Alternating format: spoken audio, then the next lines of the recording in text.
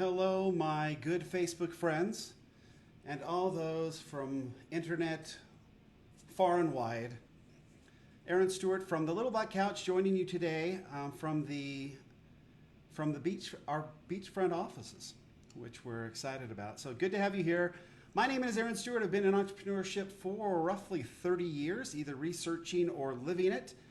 And the Little Black Couch is where I like to hang out and share some of the things that I've learned to hopefully help all of you avoid the pitfalls and the disasters that can come while dealing in this whole crazy business of entrepreneurship. So today I've got kind of a cool topic I wanted to talk about. We're getting into sort of the 5 Ps, which are quite a bit different than the 4 Ps that a lot of us my age were raised with back in more traditional entrepreneurship discussions when we were at university or in college, as we say here in the States.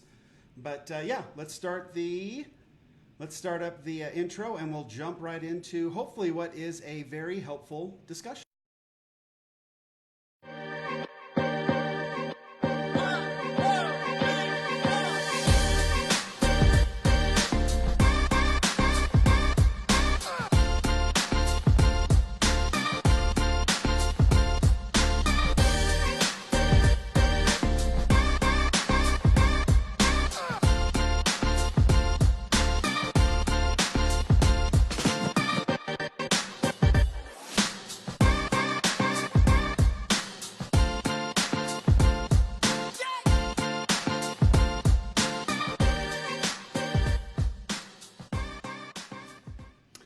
Thanks for joining us again. The beach is looking lovely. I'm not a big fan of the ocean. I gotta be honest with you. I find the ocean to be a little disconcerting. So yeah, I don't like the beach. So I don't even like to play golf next to the beach.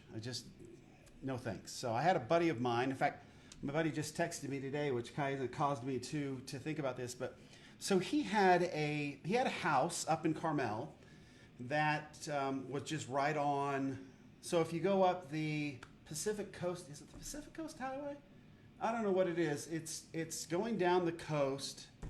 Boy, I'm drawing a blank, but it's a really famous road that takes you from like Carmel south.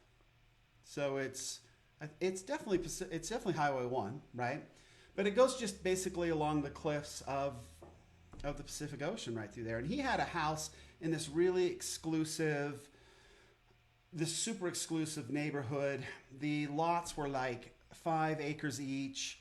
He got the home, I believe, in a short sale. If I remember correctly, it was ridiculous. It was like a short sale for like $8 million, right? So one of those deals, like, whoa. And this house was cool. You know, it was kind of, the architecture was cool and all that. It was probably a home that was built in maybe the 80s or the 90s, but being that close to the ocean, it had some weathering and things so there was definitely some issues with the house, but it had this deck and it had, the water crashing. It was way rockier than the view that I have here today. It was way rockier. There was a cliff down to it. There was like no sand, and he would have us over for dinner, and sometimes the tide would be in and the tide would be out. But I remember there was one night we were eating there, and the tide, I think, was in or something, because it was like, we could like barely hear each other talk. It was like so loud. I don't know how you sleep through that. And then he told us a story and he pointed to a house that was like down south of him that was up on the rocks. And he talked about how just randomly some huge rogue wave out of nowhere came, before he'd moved there, came up on above the cliffs and like landed on the other side of this house and like just pulled it into the ocean. And I was like, hello, I'm out of here. Yeah, I'm not a big fan of the ocean. I love Japan. I have lived in Japan. I just think the Japanese are wonderful. And after seeing that, the tsunami, I'm just like, I'm still freaked out. And that was such a horrible thing. I feel so sick for those in the Bahamas right now, because right, storms and oceans and freak me out. So anyway, it's fine. It's fine like that. I can see the beauty in something like this, but I got to tell you, that, if it wasn't green screen and I was really there shooting this, we would not be here. I would be a long ways that way and up, nowhere near the water. I have the kind of luck where the wave would come and take me back into the ocean. And I guess it should be this way based on the picture. So anyway, thanks for being here today. It's been a very interesting day. There's been some ups and downs and some frustrations that I must say, as entrepreneurs, we have to deal with those consistently. And this has been one of those days. But I was looking forward to getting back to our discussion on the 5 Ps. It is very different. As I mentioned in sort of the title there, we used to have the 4 Ps, which were so easy to remember, right? Product, price, place, promotion. Simple. And now we've got what they're calling the 5 Ps, which number 2, we if you look, I think it's like 3 or 4 days ago, we did have already a discussion on being personalized or personalization and making sure that our ads are actually going exactly towards what our people are looking for, which makes sense, right?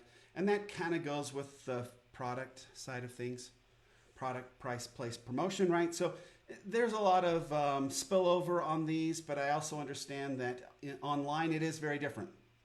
Facebook Lives, for example, very, very different. So this next part that we wanted to talk about, and I have it there in the description, is called being pervasive.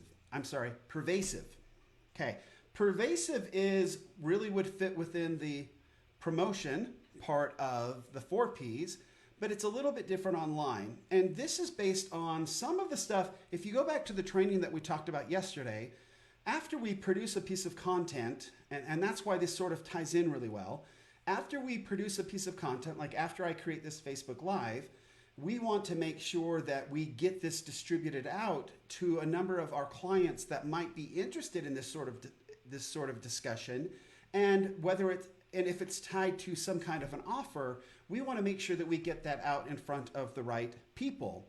So when we went through and decided how we are going to address our avatar or our perfect customer and personalize it towards them, now that we've got the message personalized, we need to make sure that we now get it in front of them. And that's about being pervasive. Okay, so what does that mean? So, and it's kind of based on some statistics that have come out that I think that are super fascinating that we need to be aware of. And the first of those statistics that's super important to keep in mind is that individuals who are now purchasing from us typically do so more often, over 50% of the time, if they have seen us on multiple marketing channels. So I'm on Facebook now. I would need to make sure I was on, if I went through the personalization and the avatar process and figured out my dream client, now I need to figure out where they're hanging out. And that would be, in fact, there's a really good podcast today, a podcast that I heard today from Russell Brunson about Traffic Secrets, the book that he's working on, and how you need to go out, and once you figure out who your avatar is, then you go figure out who already has the eyeballs of those clients, and then and he calls that your Dream 100. You go out and try to figure out how to take or participate with or whatever those clients, because you know that that's where it fits in. And that's what being pervasive is all about. It's making sure that you are now taking this personalization and this message that you know works for your particular clients and getting that out in front of them. And that becomes a very difficult task. As we discussed yesterday, there's so many different ways you can do it. It can get very overwhelming, but we know that we need to make sure that at least at the 4 most popular spots where our folks are hanging out, we are getting our message out there, because we're going to have a much higher conversion rate if we are putting ourselves in front of where they're hanging out. Okay, so that's the idea behind it. So that's the first stat. So over 50% of individuals who will purchase from us will have seen us on at least 4 different marketing channels.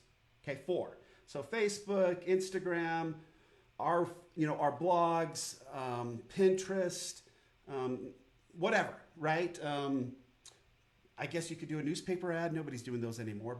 But wherever they're hanging out, they need to see you on 4 different marketing channels. And now this is the weird part.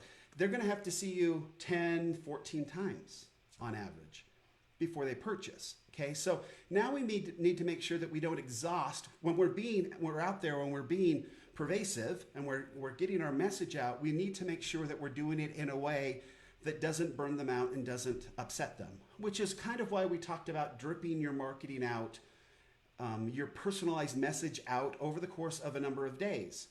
The model that I'm using now is actually from one of our coaches, and she calls it a content wheel, and it's really just about taking the same message that you know is personalized to your group and then dripping it out over the different social media platforms over the course of 5 to 7 days, just depending on where you think your people are hanging out. There's really no point in sticking, like if I'm dealing with kids between say 18 and 25, there's really no reason for me to hit LinkedIn.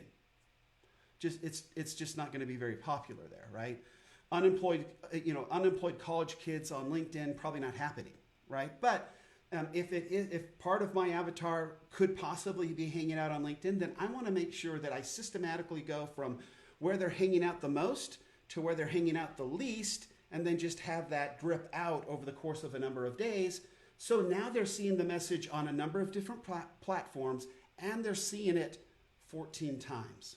So if we get it on 4 different platforms and they see it 14 times, now we're in business. Now this idea of conversion becomes very possible.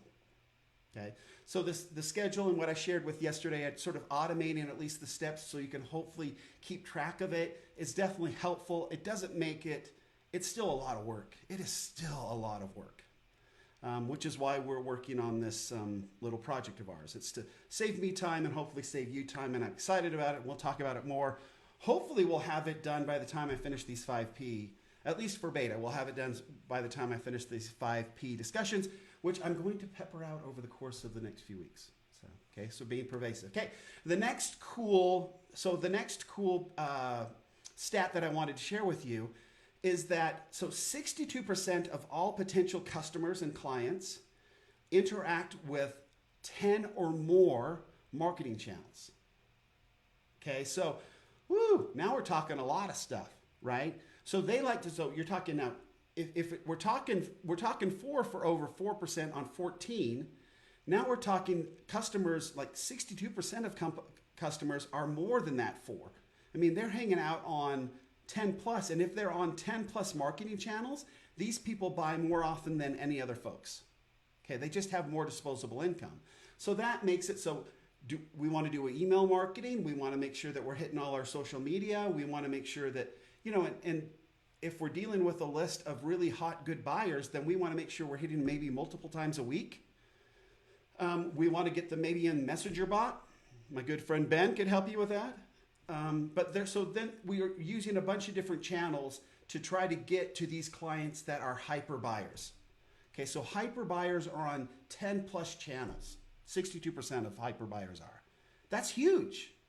Okay, so the more we can distribute these messages to our personalized avatar, we personalize the message to our avatar, then these hyper buyers are on 10 different marketing channels. And if we can then distribute the information out, so we're not burning them out with the same message, but we're dripping it out carefully, then they're going to see us multiple times on multiple channels, and we are going to find the very best hyper buyers who are interested in what we do, and they're going to come running. Okay, so there is another really cool stat. And then the final stat I wanted to share with you, okay. The final stat that I found super interesting in my reading today is that companies so getting a customer is one thing, okay? And we've talked about how to do that by personalizing the message and also being pervasive. But now to keep a client, okay, this whole idea of being pervasive also helps maintain clients. And so what they found in this research is that businesses that are pushing out their message, their personalized message on multiple channels at all times, retain their clients at a 91% greater rate than those companies that don't. Okay, so we really talk about going out and using our marketing efforts and developing an avatar and a personalized message And we talk about now, we're talking about being pervasive and making sure our message gets out there. And we always talk about doing that to get traffic in so we get them into our world, and then we hopefully can keep them moving up the value chain and buying more of our stuff. But the research shows that if we don't continue to interact with them on multiple channels all the time, then there's a good potential, there's a good chance we're going to lose them. Okay? Let's just say it this way. There's a 91% greater chance we'll retain them if we continue to put out our message on a number of different platforms and make them aware of it. Make sure that we're still getting in front of them. Okay? So is that paid ads? Is that just making sure that you share like a live and you send out an email to let them know it's there? Is it just making sure that it's in their feed? That we're pixeling them and making sure that whatever we publish kind of shows up them here and there? It's all of that.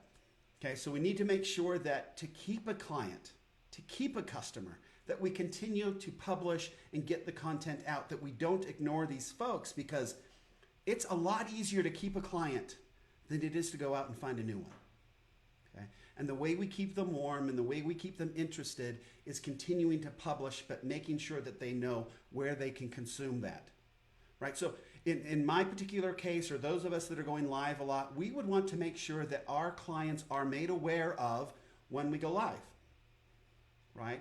And then what could we do? We could make them a special offer or give them a discount code or do whatever for those that are with us live, those that are participating where we like to hang out. We make sure that we always are grateful and acknowledge when they're hanging out with us, even after they've purchased, probably more so than after they've purchased.